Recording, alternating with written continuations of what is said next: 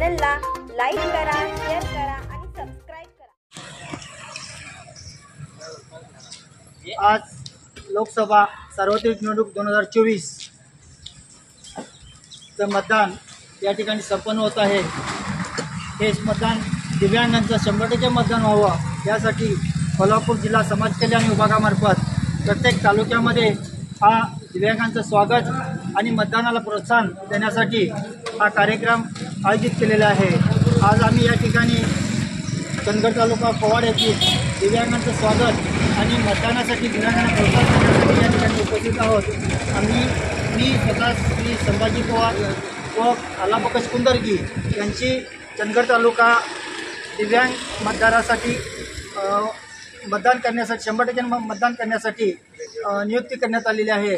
तर आम्ही आज या ठिकाणी बाबासाहेब आंबेडकरांनी दिलेल्या संविधानाचा हक्क आणि निवडणुकीचा हक्क हा दिव्यांगांनी बजावावा आणि 100% दिव्यांगांनी मतदान करावं यासाठी आम्ही दिव्यांगांना प्रोत्साहन करत आहे। आणि या ठिकाणी सर्व दिव्यांगांना आम्ही पुष्प देऊन त्यांचं स्वागत करीत आहोत।